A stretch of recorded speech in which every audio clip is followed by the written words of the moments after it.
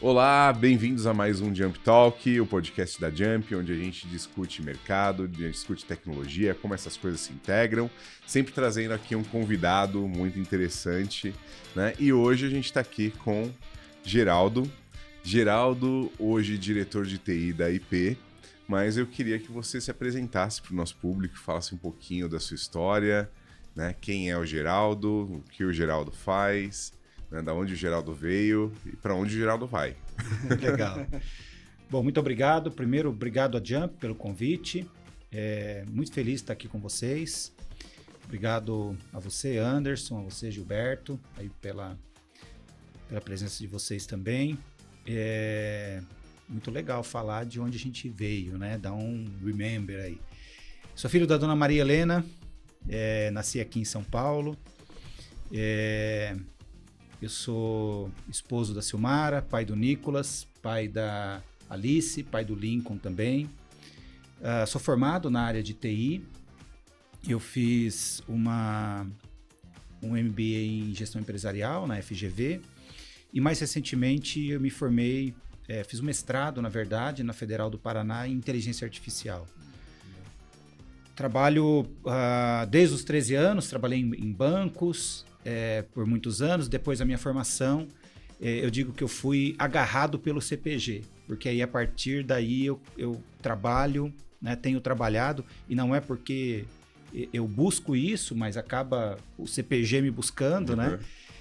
Indústria de transformação, como a Philips, como a Flextronics, a Dori, a Marilan e mais recentemente agora a IP. Então, em alguns segundos, essa aí é a minha trajetória, de onde eu venho.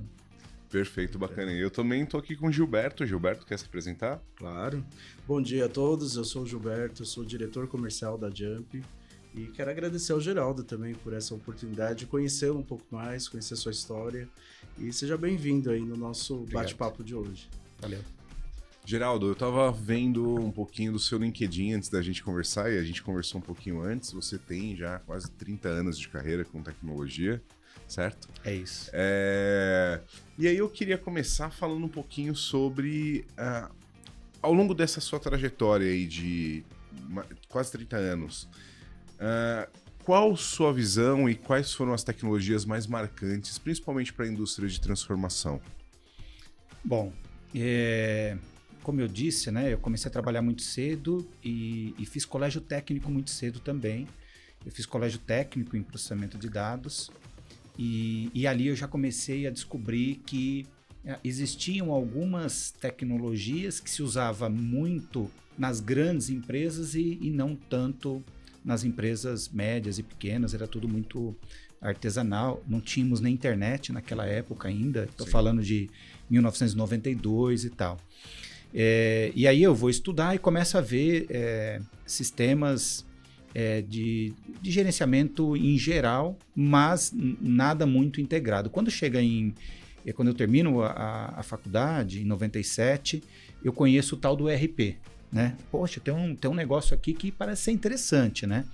À época tinha uma empresa chamada BAN no Brasil, que hoje que ela acabava entregando esse ERP para a maioria das grandes empresas, e por alguns motivos ela acabou perdendo o mercado e hoje é a SAP, né? Então a primeira, na verdade a segunda, porque a primeira grande tecnologia, né, que eu vi na minha carreira foi o surgimento da internet. Pra vocês terem uma ideia, acho que eu nunca falei isso, essa é a primeira vez que eu vou falar, meu trabalho de conclusão de curso da universidade foi avaliando o que seria a internet no futuro. Uau. Olha isso.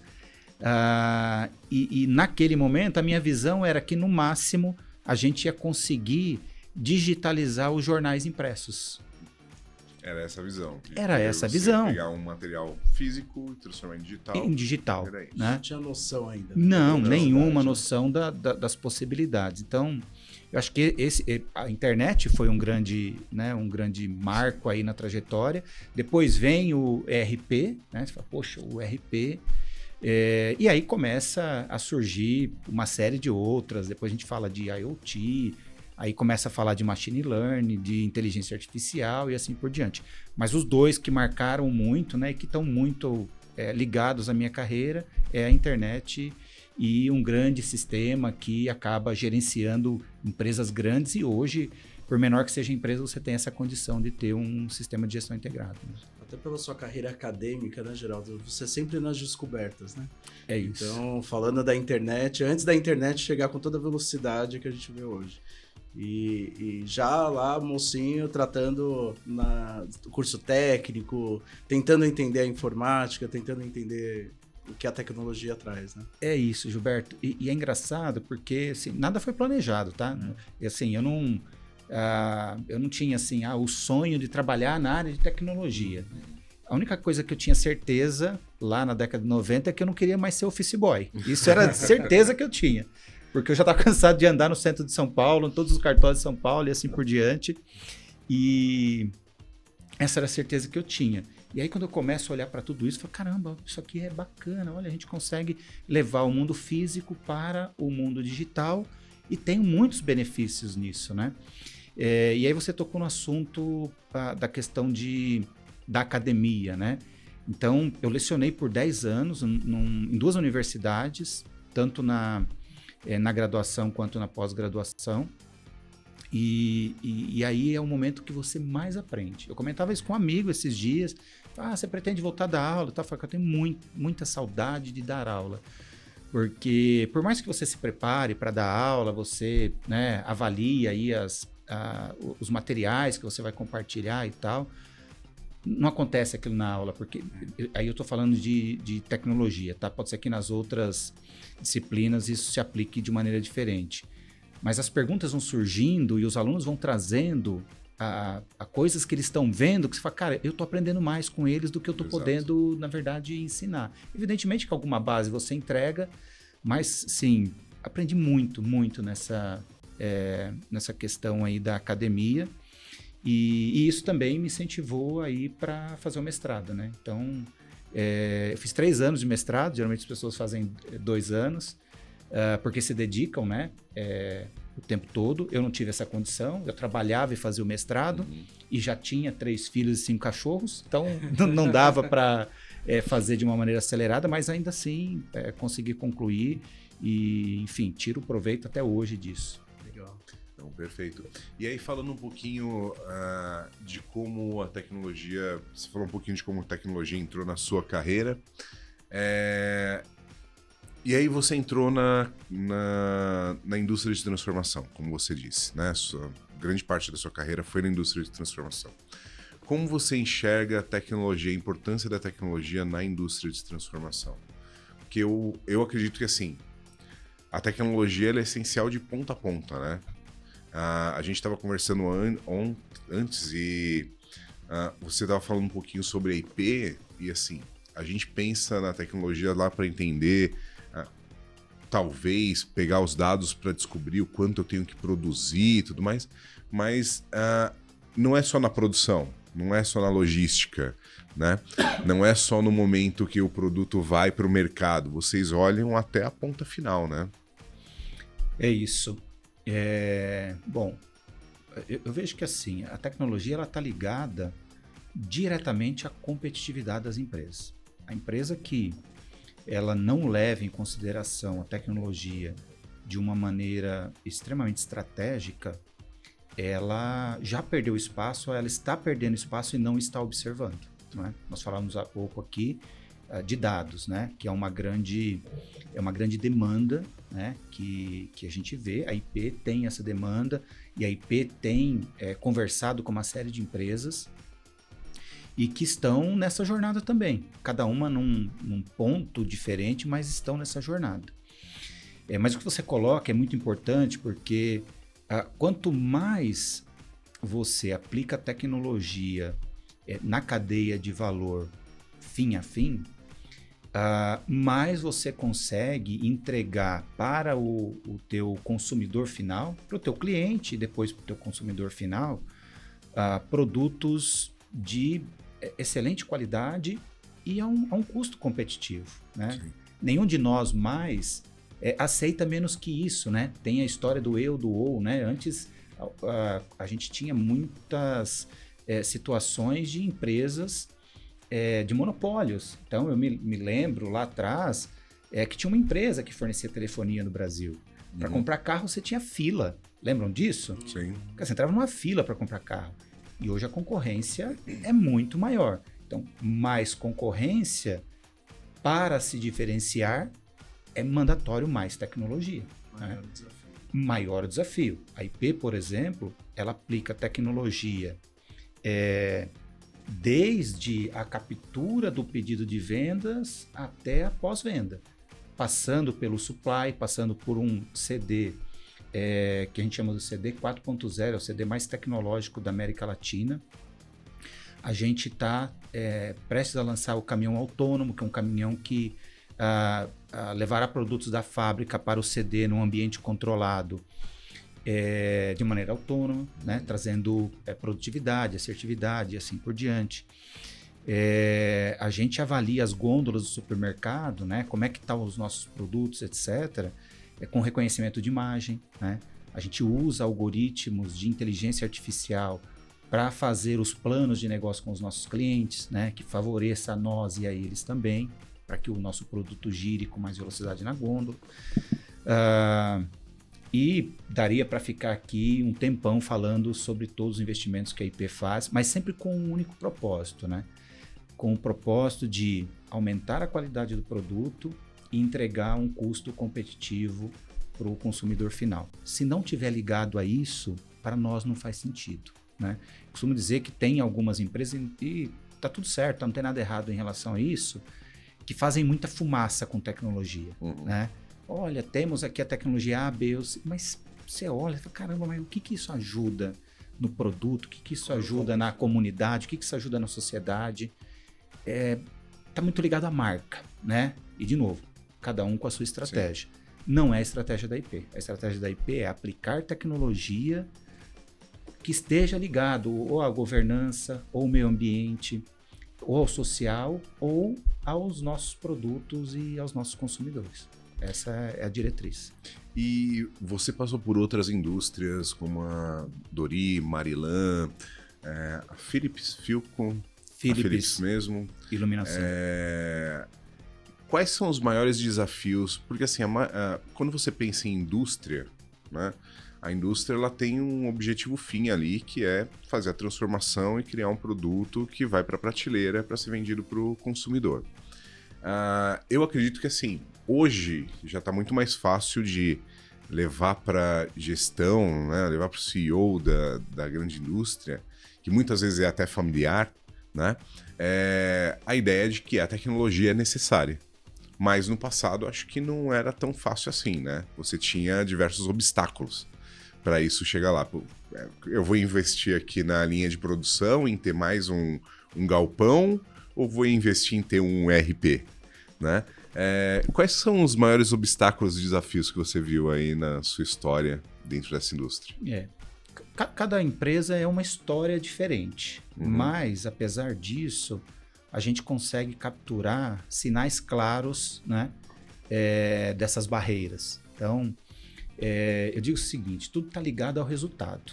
Empresa que tem resultado tem o coração e a mente mais aberto para a tecnologia. Empresa que ela está enfrentando algum tipo de dificuldade de resultados, é evidente que a aplicação na tecnologia, e seja ela qual for, para produção ou para o back-office ou para o front-office, é mais limitado. Então, esse é o primeiro, acho que a primeira grande barreira é o resultado.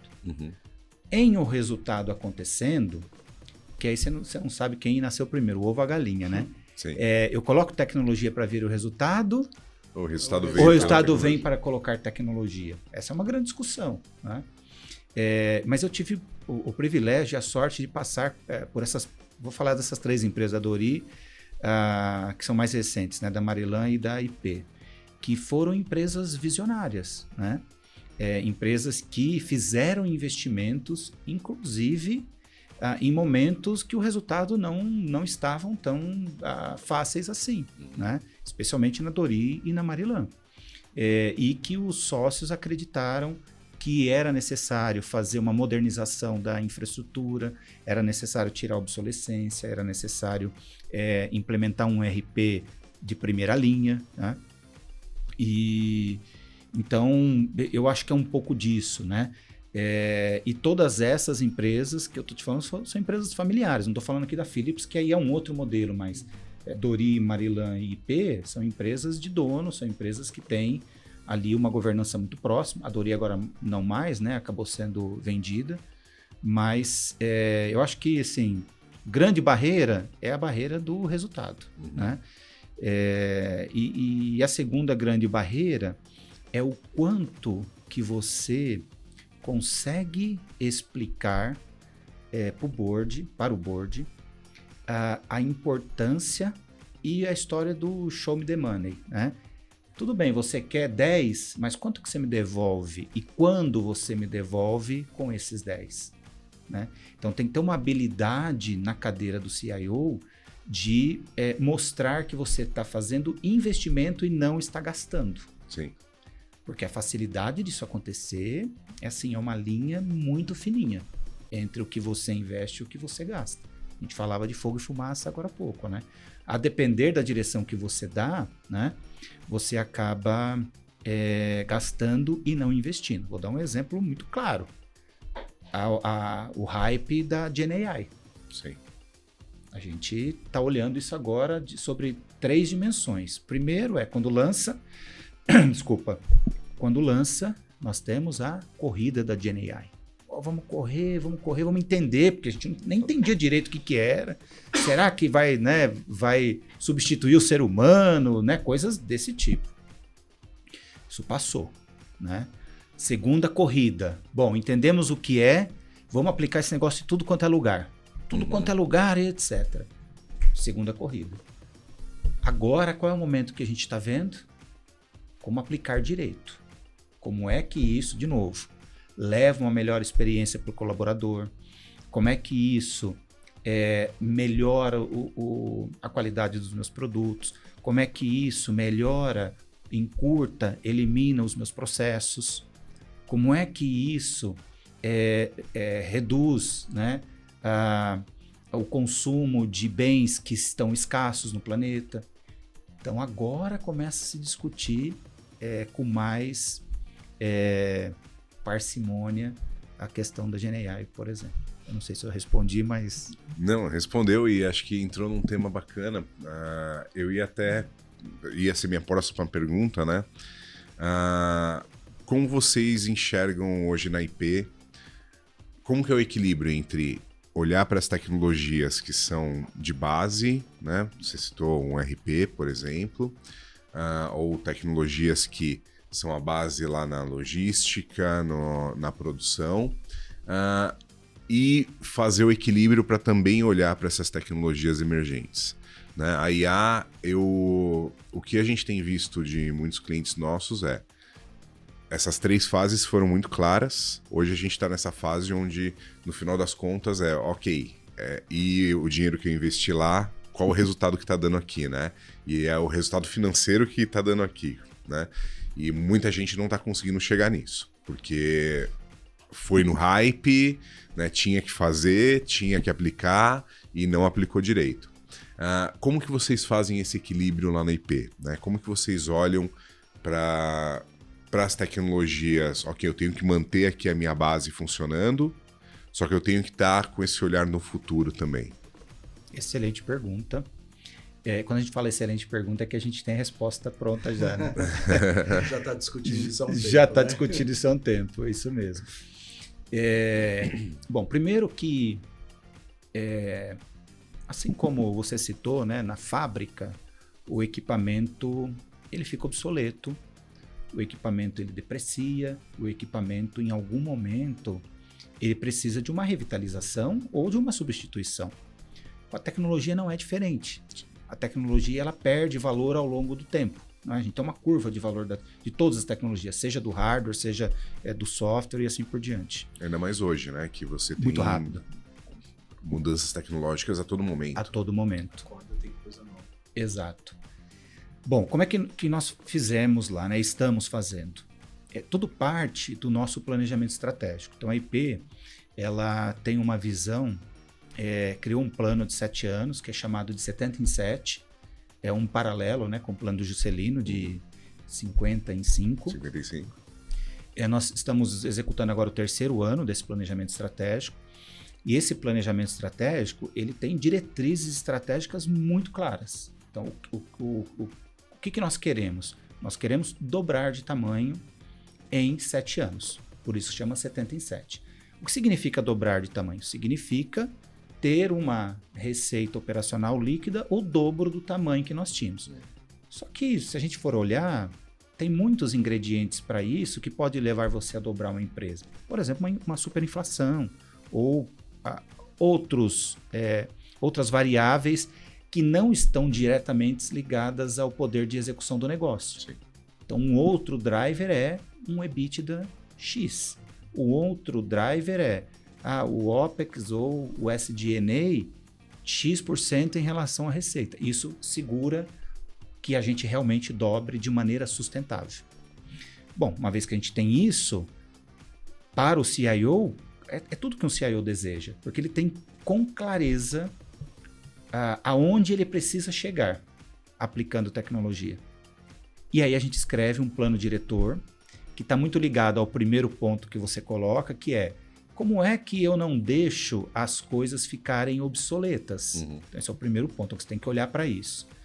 Como é que você, dentro de um planejamento como esse, você já sabe o que vai acontecer? Como é que você já se prepara, por exemplo, com escalabilidade, né?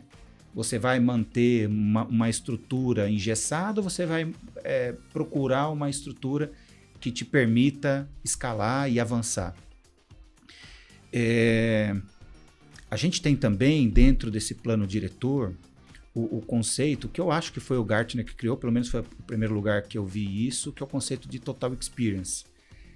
Que, no fundo, nada mais é que não adianta sonhar com uma boa experiência do cliente se você sequer dá uma boa experiência ao teu colaborador. Sim. Então, ter uma boa experiência dentro de casa vai fazer com que você leve essa boa experiência para fora. Então, tudo isso está dentro desse plano diretor de tecnologia da informação. E aí, em setembro do ano passado, a gente olha para esse plano e fala assim, poxa, a gente está indo bem nesse plano, a gente está conseguindo entregar tudo aquilo que a gente precisava entregar. Aí entra a questão de como é que a gente supera o planejamento estratégico? Como é que a gente entrega tecnologia adicional e tecnologias disruptivas para poder superar o que o planejamento estratégico estava desenhando? Aí que entra as novas tecnologias. E aí vocês podem imaginar, e não diferente das outras organizações, todo mundo quer tudo. Sim.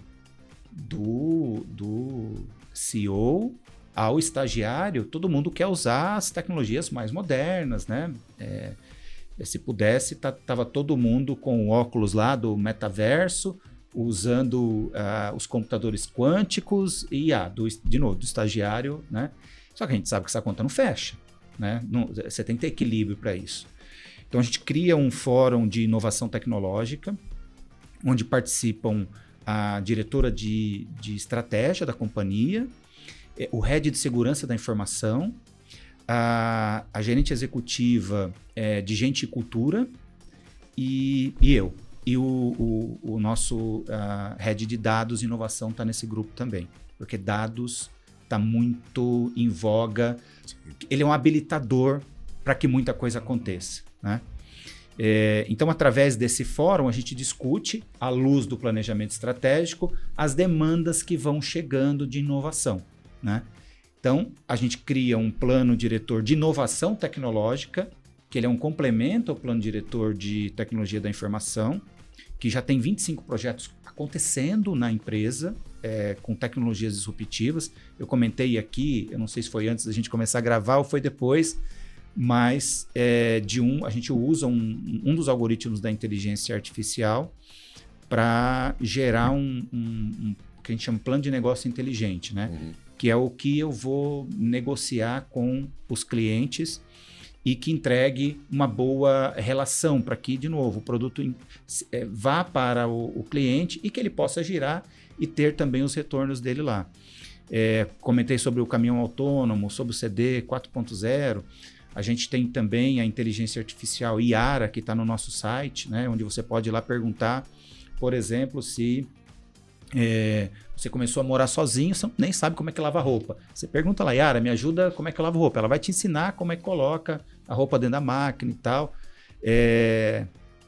Então, coisas desse tipo a gente tem trabalhado. Então, note, tudo vem de um planejamento estratégico e desdobrado dentro desses planos diretores aí. Perfeito. E aí, pensando nessas tecnologias mais inovadoras e o que está surgindo agora, qual é a sua visão para daqui a 5 anos? O que você enxerga que a IP ainda vai trabalhar muito de tecnologia para os próximos 5 anos? Ainda é IA?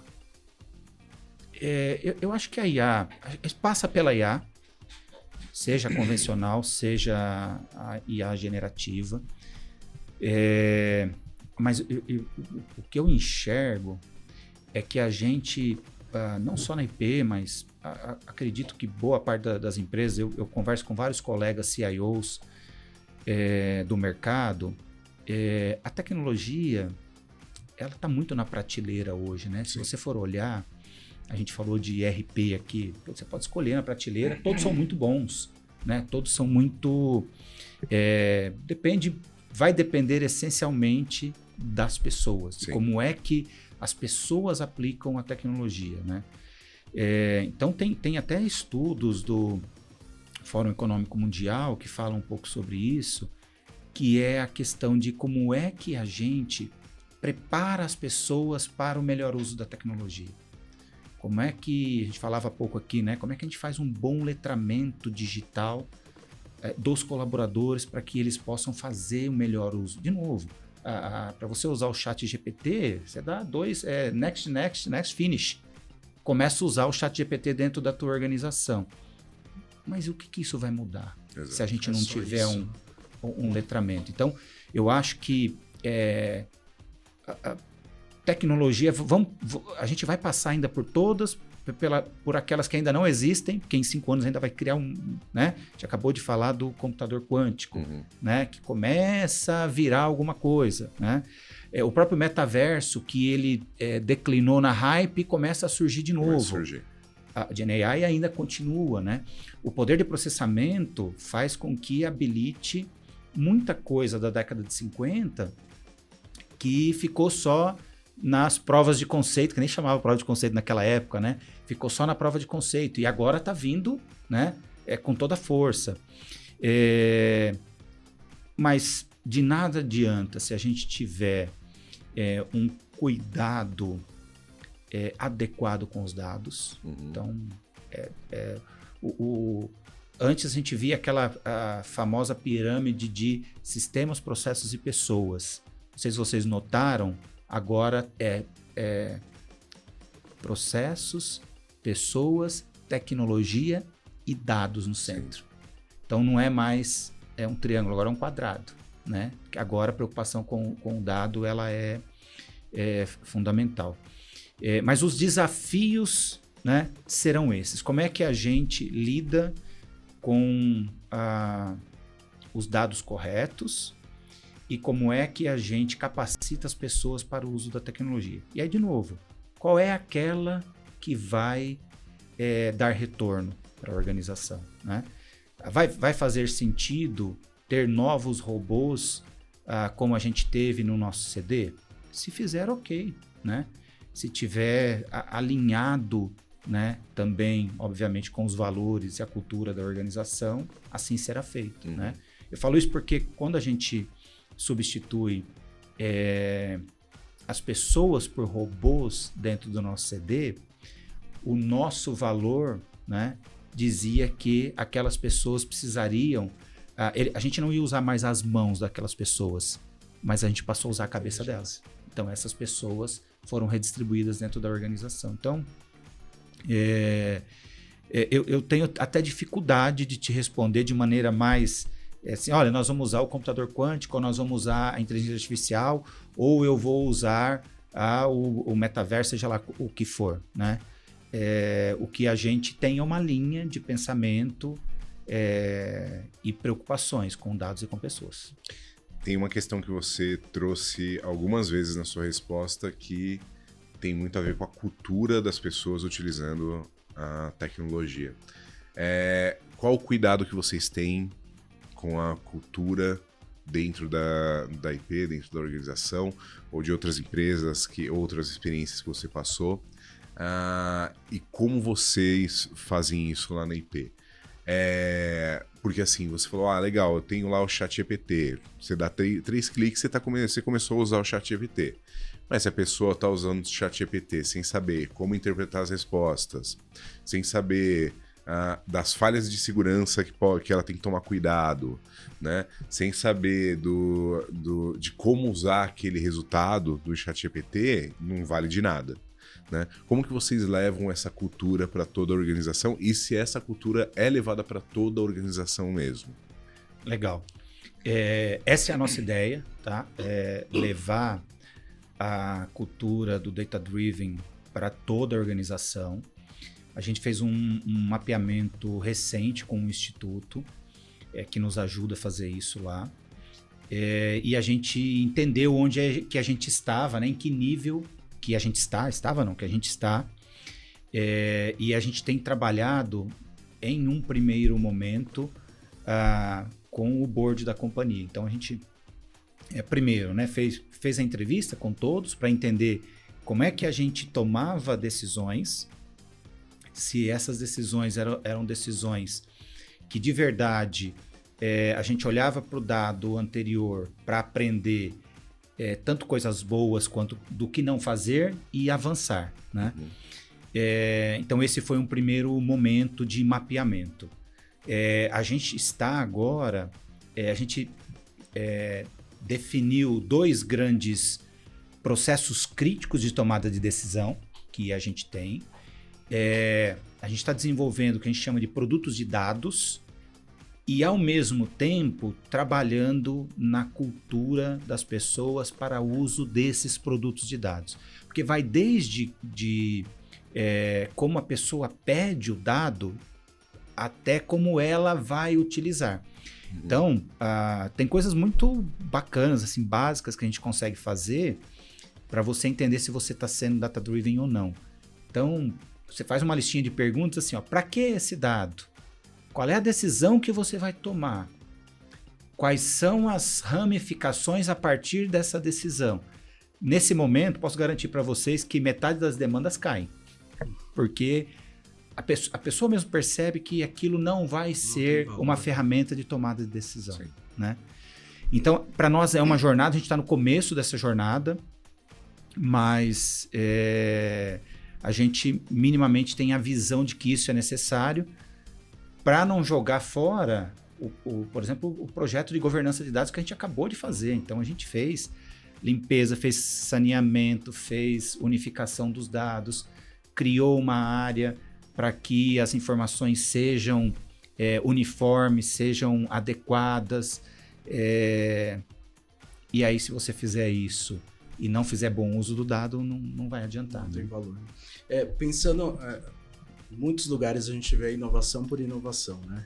E a inovação ela tem que ser inteligente, não basta só inovar, mas tem que ter o valor. Como a IP a gente percebe nas suas respostas, que isso está bem claro, né? Mas uma das coisas, Geraldo, que a gente tem percebido no mercado, e assim, até um cuidado, e interessante que um ponto que você trouxe é trazer sempre o cara de segurança para a mesa também, né? O avanço da tecnologia, ele é bom, mas ele também traz alguns riscos, que é a proteção desses dados, a proteção das informações que hoje para vocês é o essencial. E como que vocês estão trabalhando isso dentro da IP? Como que você enxerga o avanço da tecnologia versus a segurança de tudo isso? Eu sempre falo de uma frase que eu escutei num evento que eu participei, que ela para mim resume muito a participação de segurança da informação na estratégia da empresa, né? Tem 2 formas, a frase é a seguinte, tem 2 formas de você lavar os pratos. A primeira é molhando o chão e a segunda é tomando cuidado. Na IP, a gente não molha o chão, mas a gente toma cuidado. E a terceira, que aí é por minha conta, é não lavar os pratos. Né? Deixá-los lá. Que não é o caso da IP, tá? Mas eu já falei com CISOs aí e que a cabeça é muito de não lavar os pratos, né? Então você bloqueia demais o avanço da organização, né? Sim. Se você não faz nada, Se você não vai faz ter nada, problema. eu brinco o seguinte, desliga os links da internet que você está seguro, né? Porque ninguém vai entrar na tua empresa e, enfim. Agora, lavar os pratos com cuidado significa justamente o que eu estava dizendo. Nenhuma iniciativa na IP ligada à tecnologia, ela avança sem ter o crivo quando eu falo CISO, é da área de segurança da informação. Né? Eu brinco, né? O nome dele é Paulo Yukio, profissional assim, fora da curva. E eu brinco com ele, eu falo, Paulo, quanto mais eu te odeio, mais eu te amo. Porque ele é o grande responsável por manter a empresa digitalmente, né, segura e tudo mais. Mas a presença dele nesse fórum de inovação é exatamente para isso, né? E a gente cria formas, né, de você não segurar de testar as novas tecnologias, né? Então a gente cria mecanismos que a gente aparta isso em ambientes totalmente isolados, né, daquilo que a gente tá no dia a dia, no core, para possibilitar fazer algumas provas de conceito e assim por diante. Então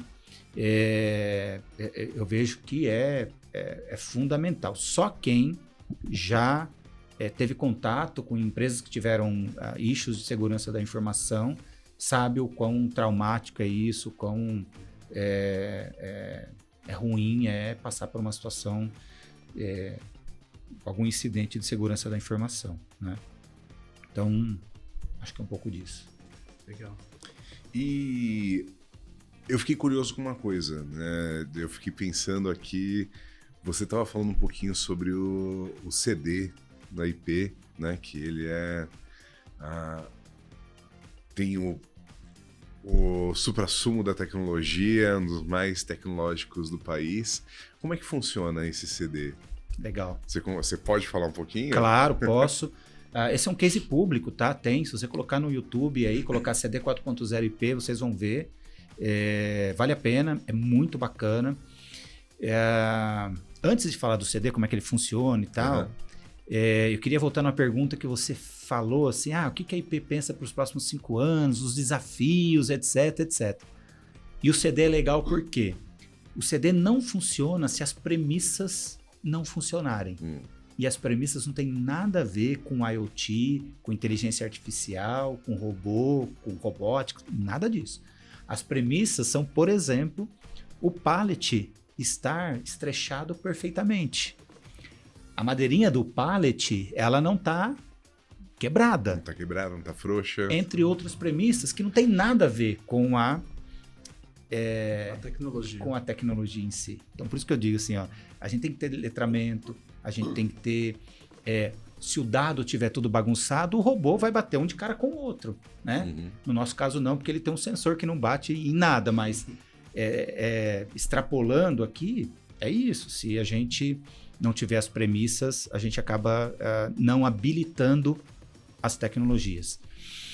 Mas nós temos lá, o maior CD da IP, a IP tem alguns CDs, tem em Itapsuma, em Pernambuco, tem em Simões Filho, na Bahia, em Extrema, em Salto, aqui no interior de São Paulo, e o maior deles é em Amparo, que é onde fica a sede da IP. Sim. Mas basicamente, tanto a entrada do produto dentro do CD, quanto o carregamento nos caminhões, se dá pelos robôs. E por esteiras automatizadas e por transelevadores. Então,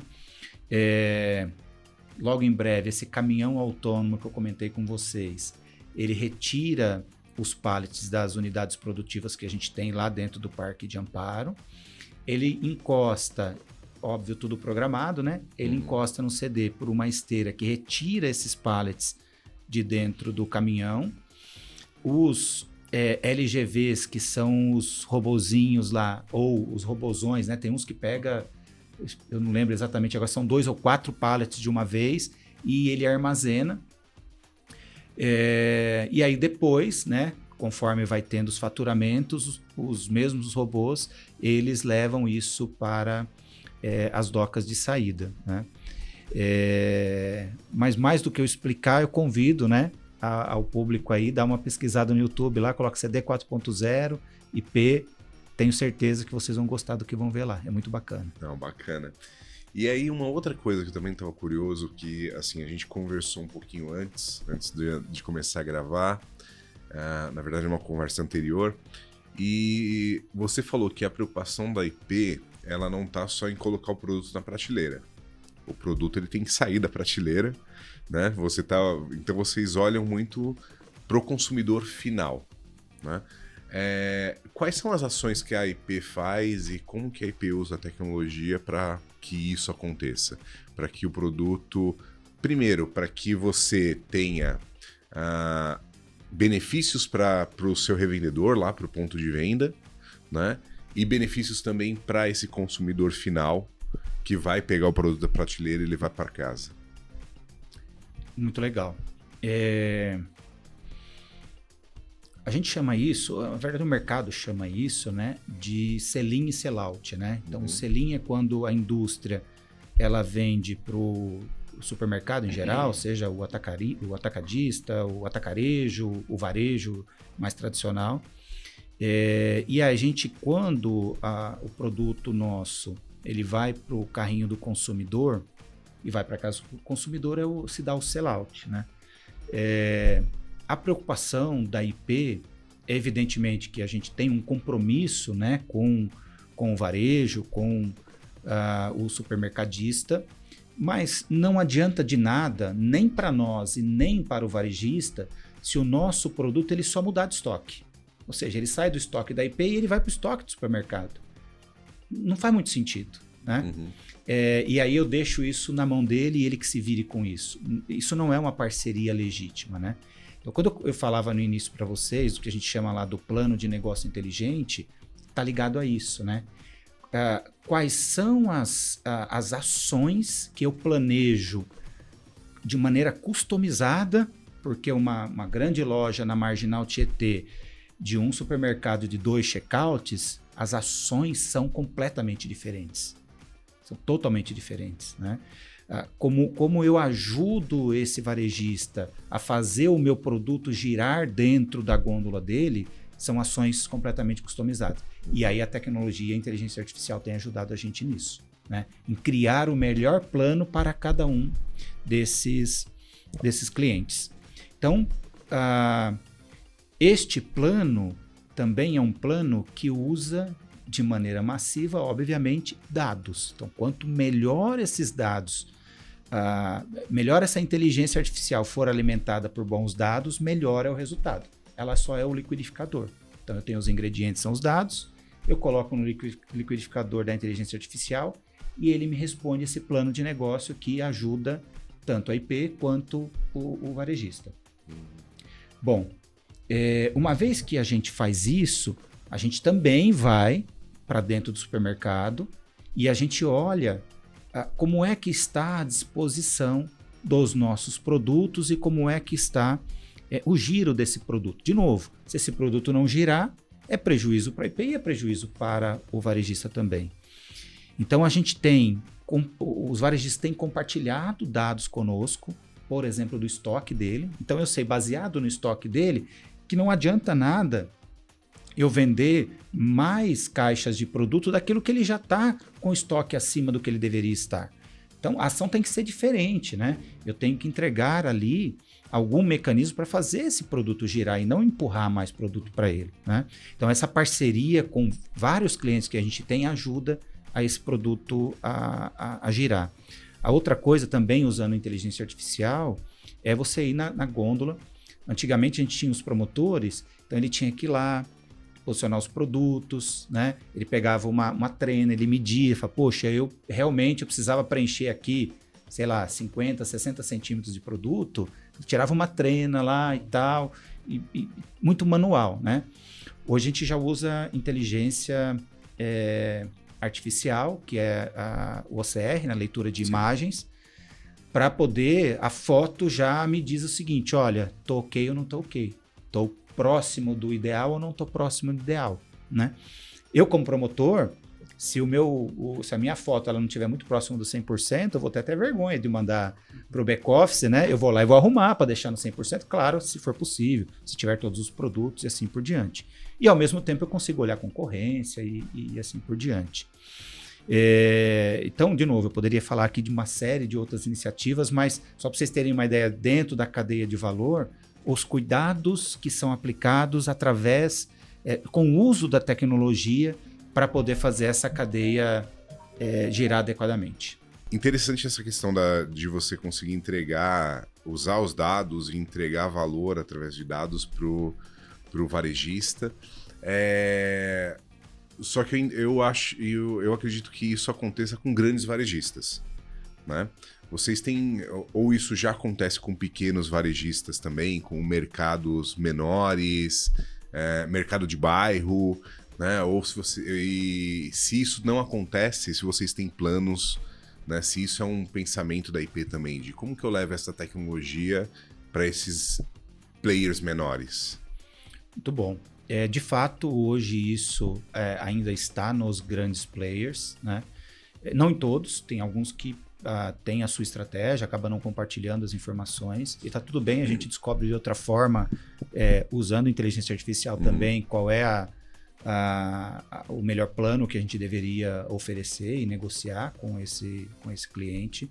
A nossa ideia é sim avançar, né? Em todos os canais que a gente atua, né?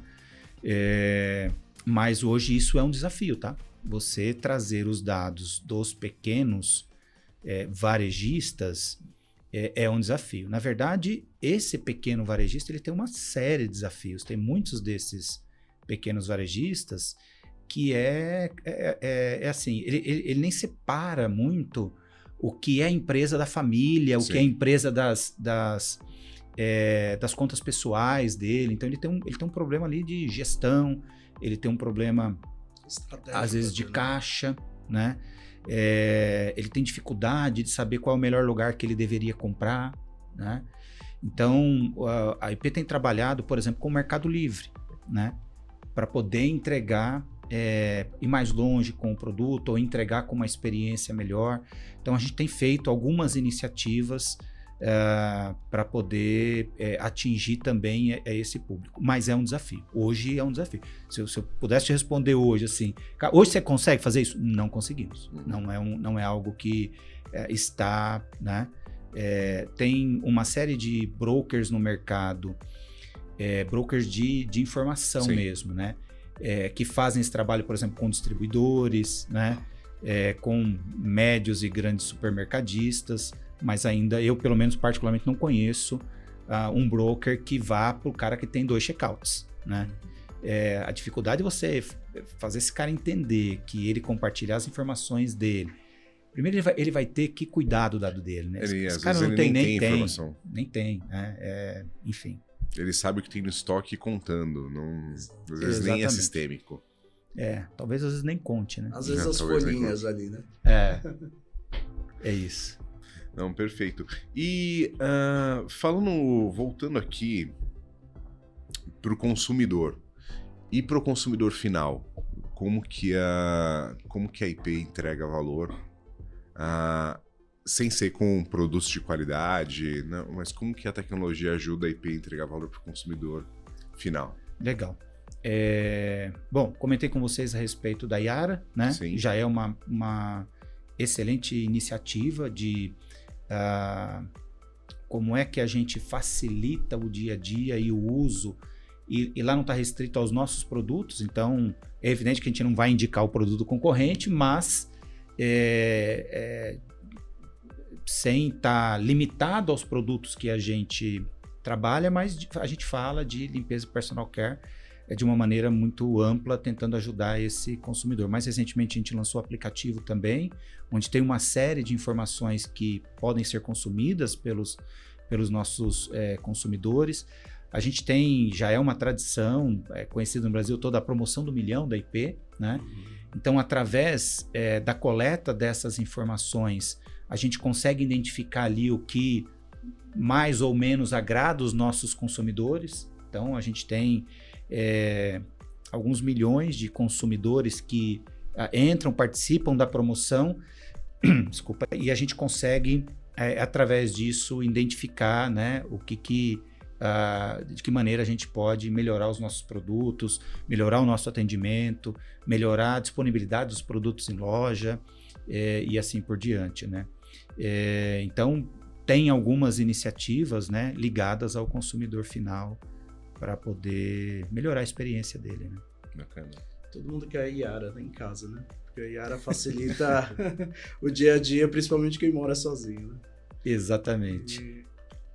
Eu até brinquei um outro dia, né, que se a Yara existisse quando meu filho foi fazer faculdade, eu teria menos trabalho, porque ele foi no Sul fazer, né, e a mãe dele ensinou ele a fazer tudo e tal, mas com a Yara ajudaria muito mais, né? Eu, particularmente, eu não tenho essa habilidade, né, de lavar as roupas, né, ou até lavar a louça eu acho que eu mando bem. Aliás, lá em casa eu faço pouco, mas quando faço eu acho que o meu é o melhor. O meu é com qualidade, né? Mas, sem dúvida, se a gente tivesse a Yara aí um pouco antes, teria ajudado muita gente, mas, enfim, agora vai ajudar muita gente que acaba realmente não sabendo lidar com esse fato novo, né? Que é saber como é que lavar uma roupa, né? Lavar uma louça, limpar uma casa, né? Que parece simples, mas não é, tá? Causa própria, posso dizer que não é simples. E a Yara tá 24 horas aí. É isso aí. Não cansa, né? Não cansa. Perfeito. Para finalizar, um assunto que a gente sempre trata aqui no podcast é carreira, né? Você tem uma carreira aí de muitos anos de sucesso, e você contou um pouquinho de como você começou a sua carreira. Você fez lá colégio técnico, eu também fiz colégio técnico, fiz ET, e obrigado pela minha mãe, né? E aí depois que eu fui tomar gosto pela tecnologia, hoje descobri o que era. Né, Hoje eu agradeço minha mãe. Fala o nome dela, manda um beijo pra ela aí. Conceição, um abraço, um beijo. Mas a gente, como consultoria, né, a gente tem um trabalho lá dentro da Jump de trazer novos talentos para esse mercado de trabalho de tecnologia.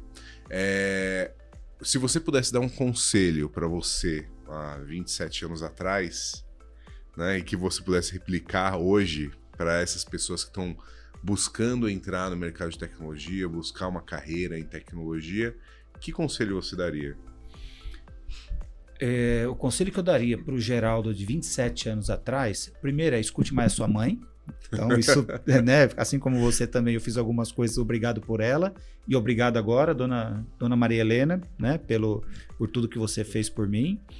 Mas eu diria para esse Geraldo, para ele estudar o dobro e escutar os mais velhos o dobro também.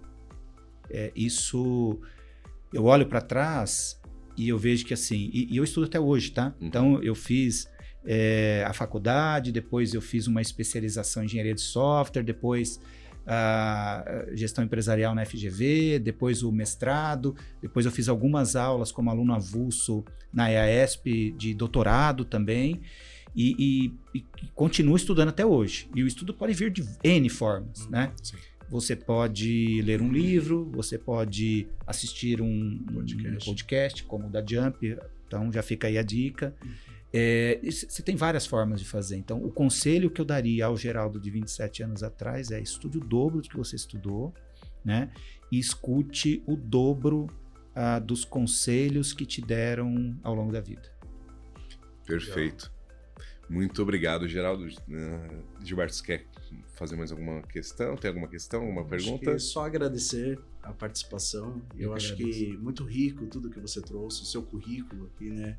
Dividir com a Jump e dividir, como o Anderson disse, com os novos talentos que chegam na Jump. Eu acho que é muito legal ouvir quem tem experiência, quem andou, né? Trilhou um caminho aí bem interessante. Então, isso é enriquecedor para quem está tentando entrar ou para quem está fazendo aí um pouco desse percurso, né? Então, Geraldo, é só agradecer mesmo por todas as dicas, por tudo que você compartilhou aqui. Eu acho que foi bem enriquecedor nos papos. E como você disse no começo, né?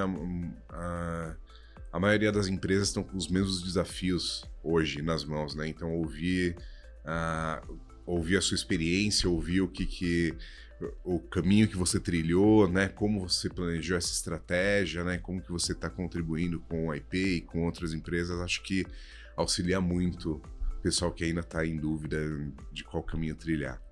Queria agradecer muito a você. Obrigado. Por ter aceito o nosso convite, né? E deixo a palavra com você. Legal. Bom, obrigado a vocês também.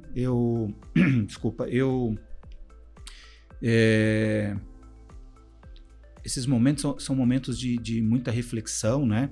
A gente sai do escritório e vem fazer um bate-papo de alto nível como esse, inspirador. Eu acho que vale a pena, e aí sem demagogia, tá, pessoal? Olhar os episódios da Jump, porque a conversa aqui foi uma conversa de altíssimo nível. Obrigado. Uma conversa provocativa e não direcionada, né?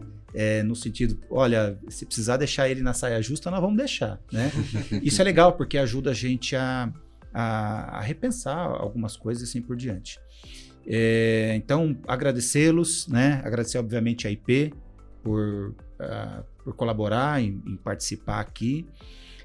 Agradecer a todo o meu time lá de TI, né? Uma turma incrível que tem feito coisas incríveis, né? E terminar agradecendo a Deus. É isso. Perfeito. Muito obrigado Valeu. Novamente, Geraldo, pela participação, e a gente encerra aqui mais um Jump Talk. Até o próximo.